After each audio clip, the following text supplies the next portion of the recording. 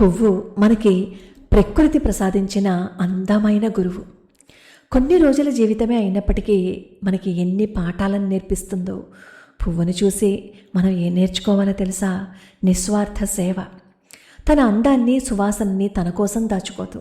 తోటలో ఉన్న, దేవుని పటం మీద ఉన్న, లేదా ఎవరైనా కోసి కింద పడేసినా అది అందరికీ సమానంగా సువాసనలను పంచుతుంది. మన జీవితం కూడా ఇతరులకు ఉపయోగపడేలా ఉండాలి.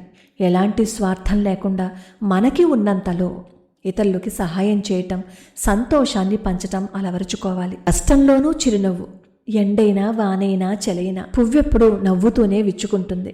చుట్టూ ముళ్ళు ఉన్నా భయపడకుండా తన అందాన్ని లోకానికి పంచుతుంది. గులాబీని చూస్తున్నాం కదా. జీవితంలో సమస్యలు, కష్టాలు అనే ముళ్ళు ఎదురైనప్పుడు అధైర్యపడకుండా చిరునవ్వుతో వాటిని ఎదుర్కోవాలి. సమయాన్ని సద్వినియోగం చేసుకోవటం నేర్పిస్తుంది.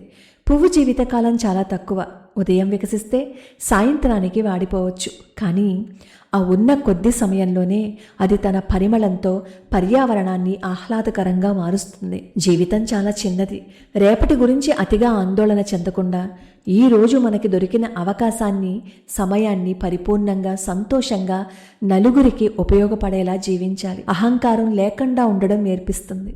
ఎంత సువాసనలు వెదజల్లినా, ఎంతమంది దాన్ని మెచ్చుకున్నా పువ్వుకు అహంకారం ఉంటుందా?